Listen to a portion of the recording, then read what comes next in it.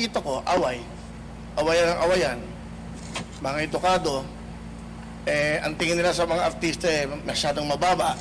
Kami may magagandang puso para sa ating mga kabayan. Ano ba ang purpose ng isang senador? Hindi ako abogado, hindi ako nakatapos. Ayun, mga idol, ito mga idol, napaka ano nito Ngayon ko lang to narinig to Ngayon ko lang nakita. Nag-file ng COC si Kuya Will. Nag-file po siya ng COC. Tatakbo po si Kuya Will bilang isang senador ng ating bayan.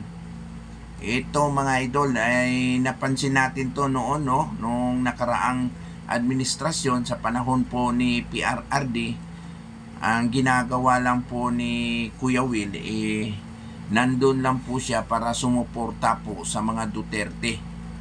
At kinausap po siya ni Pangulong Duterte noon kung bakit hindi na lang siya tumakbo bilang isang senador dito sa ating bayan. Ngayon mga idol talagang nakapag-isip-isip na po si Kuya Will. Nag-file na po siya ng COC para sa darating ngayong 2025 election. Tatakbo na po sa pagka-senador si Kuya Will. Ito mga idol, tignan natin tong pag-file niya ng COC dito sa COMELEC at yung mga interview sa kanya ng mga media. Ito mga idol, at pakinggan natin itong mga sinasabi po ni Kuya Will. Iyan mga idol. 2 minutes introduction. Magandang hapon sa inyo lahat, Luzon, Visayas, Mindanao, at saan masulok ng mundo. Una sa lahat, ako po si Wilfredo Bendia Revillame, yan ang tunay kong pangalan. Pero kilala niyo naman ako sa pangalang Willie Revillame. At ako po ay 64 years old. Siguro hindi na ako kailangan mag-explain, hindi na ako kailangan magpakilala sa inyo. For 21 years, meron akong daily show, tanghali, hapon, gabi.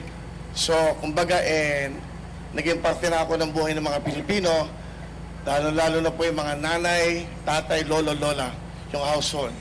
Yun lang. At nandito ako ngayon. In fact, meron akong live show ngayon. Nagpaalam muna ako.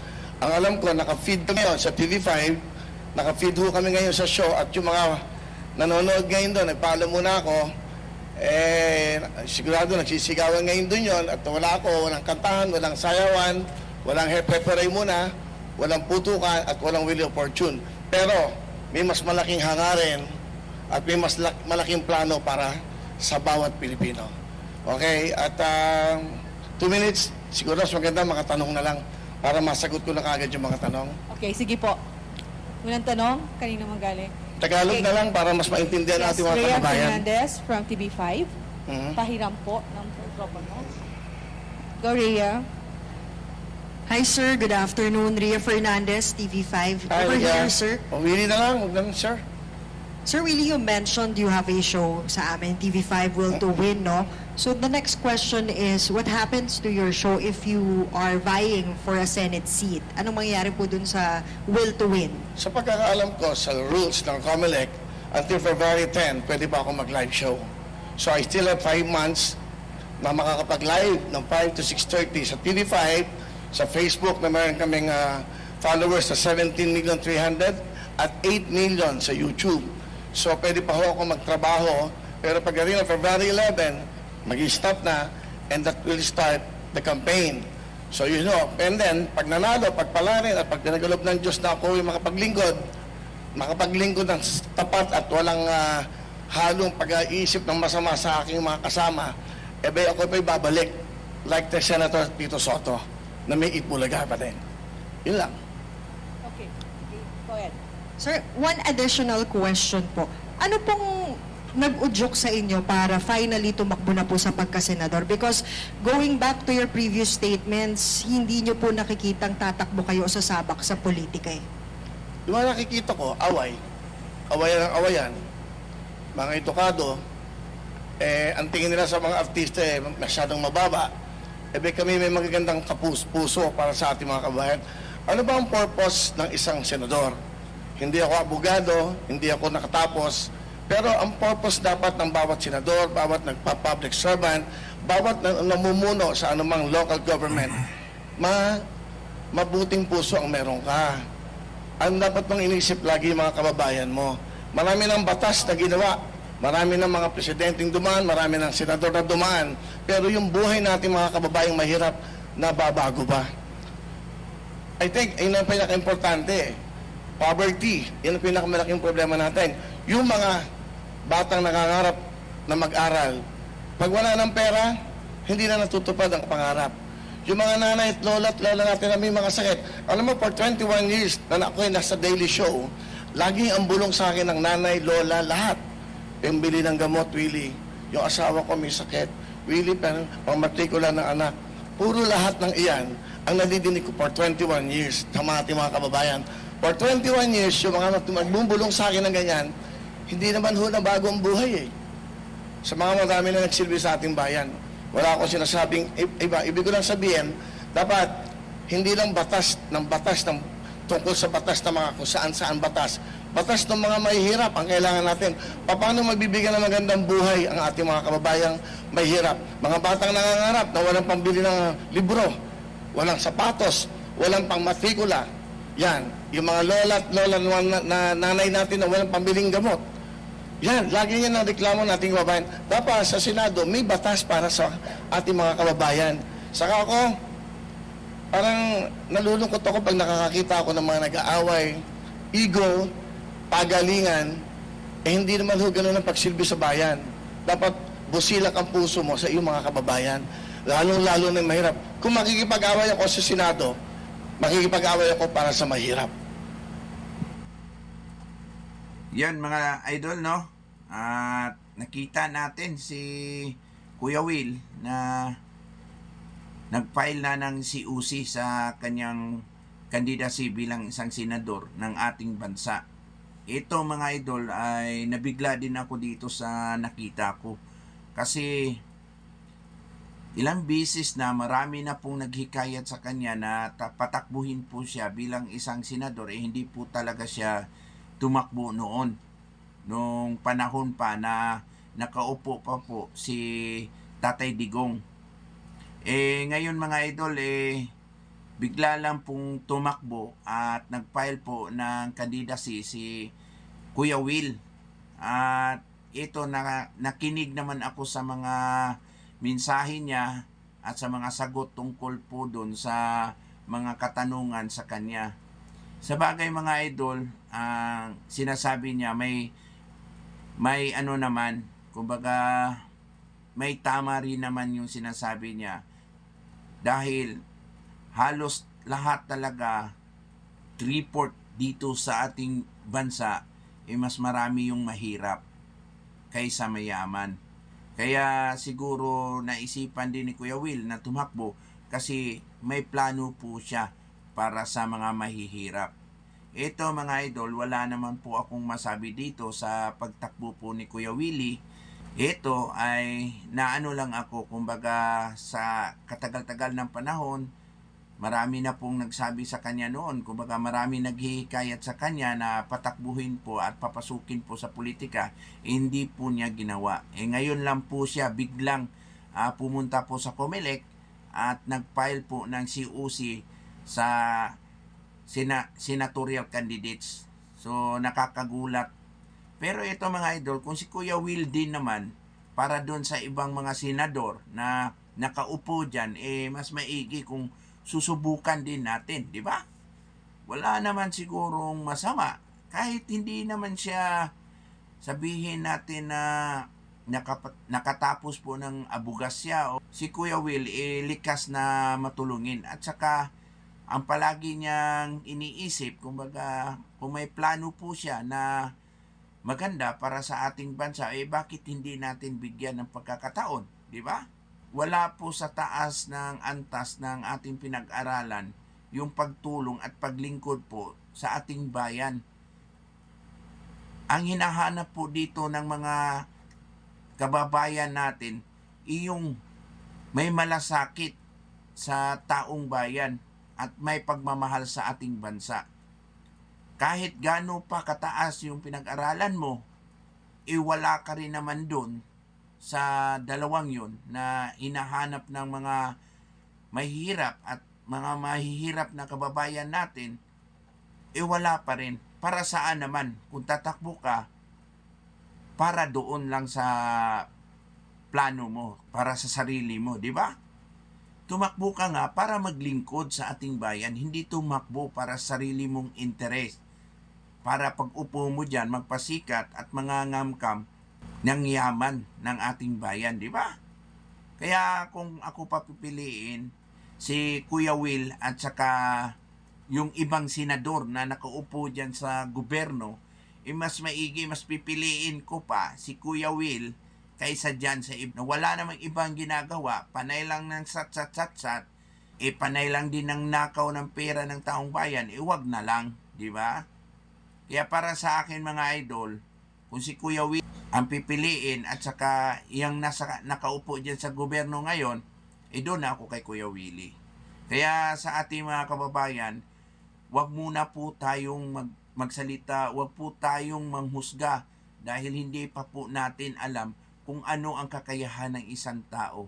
Dahil may iba nagsabi, bakit ka tatakbo? Diyan ka lang magaling. Malay mo, mas magaling pa yan siya kaysa dun sa nakaupo na may pinag-aralan na nakatapos po ng abogasya kaysa dyan na naguhos, na may malasakit na may totoo naman pong malasakit sa taong bayan, di ba? Kaya minsan sa sobrang talino po nitong mga kababayan natin Pilipino, dahil nga nakita nila kasi artista ka lang hindi ka pwede sa politika. May antas ba na ganun? Kahit sino naman pwedeng pumasok po sa politika basta may tamang may tamang plano at may agenda talaga para sa ating bayan. Hindi yung tumakbo lang para sa sariling interes. Di ba? Maraming salita nang hindi tama kay Kuya Willie dahil nag-file po siya ng COC. Hindi ganon. Dahil hindi nyo pa po nakita yung kakayahan ng isang tao. Bigyan nyo ng pagkakataon na makaupo dyan para makita ninyo at malaman ninyo kung ano ang tunay na kakayahan. Hindi yung husgahan nyo agad. Ang daming comment doon na nakikita ko sa video ni Kuya Will Ang pangit ng mga kasi ganito. Ang bababa ng ang bababa ng pananaw ninyo sa mga artista na tumatakbo po sa pagpasok po sa politika. Walang antas ng pinag-aralan pagpapasok ka sa politika. Ang hinahanap doon ng taong bayan, yung malasakit na binibigay po ng politiko. Hindi yung antas ng kakayahan yung titignan ninyo. Kaya nga naghihirap ang Pilipinas Dahil doon tayo nanonood doon tayo nagbabase sa doon sa pinag-aralan ng isang politiko Yun nga, ang tatalino, ang gagaling, malaking pinag-aralan. Anong ginagawa? Ang talino nga sa pagnanakaw. Ang talino nga sa pagkuha ng pera sa taong bayan. Di ba? Kaya para sa akin, huwag kayong manghusga dahil hindi nyo pa alam kung ano ang kakayahan po ni Kuya Willie. Di ba? Hayaan ninyo kung papalarin na mapasok sa politika, tignan natin kung ano po yung magagawa niya.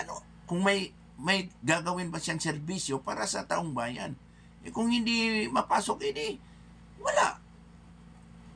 Huwag nyo lang husgahan at wag lang kayong magsalita ng hindi maganda. Dahil hindi niyo alam, hindi niyo kilala yan Di ba? Hindi nyo alam kung anong meron talaga na puso, meron si Kuya Willie. Kaya yung iba dyan, masyado kayong matalino Kaya nangyayari sa buhay ninyo, wala. Ito nangyayari sa atin dito sa Pilipinas. Walang asenso. Dahil ganyan kakitid yung pag-iisip natin. Kapwa lang tayo Pilipino, tayo pa ang nagsisiraan. Tayo lang din ang nagbabangayan Di ba? Bigyan natin ng pagkakataon na ipakita niya yung angking galing sa politika, sa pag-upo sa gobyerno. Ganyan. Hindi yung putak kayo ng putak, mabuti pa nga yung tao, may nakikita na tayo, may napatunayan na siya na nakatulong siya sa kapwa niya. Kayo, kahit sabihin man lang natin hindi pinansyal, pero yung moral at saka yung spiritual na binibigay niya sa mga mahihirap na bigyan ng pag-asa. Ako ang klaseng tao na hindi ako tumitingin sa posisyon ng isang tao sa pinag-aralan ng isang leader. Para sa akin, ang pagserbisyo sa gobyerno, yung serbisyo mo, hindi yun galing sa pinag-aralan kasi lahat ng serbisyo dyan, matutunan yan Pero ang tanong dyan, kung totoo ba na may malasakit ka dyan sa trabaho mo? Kasi kung wala kang pagmamahal dyan, hindi mo gagawin ng tama yan.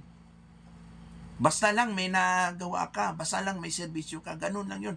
Pero kung buong puso mo yung tinanggap, yung trabaho mo, at pagmamahal mo sa taong bayan, hindi mo na iniisip yun Hindi mo na iniisip kung ano ang mangyayari. Kumbaga, ibibigay mo lahat hanggat makakaya mong serbisyo.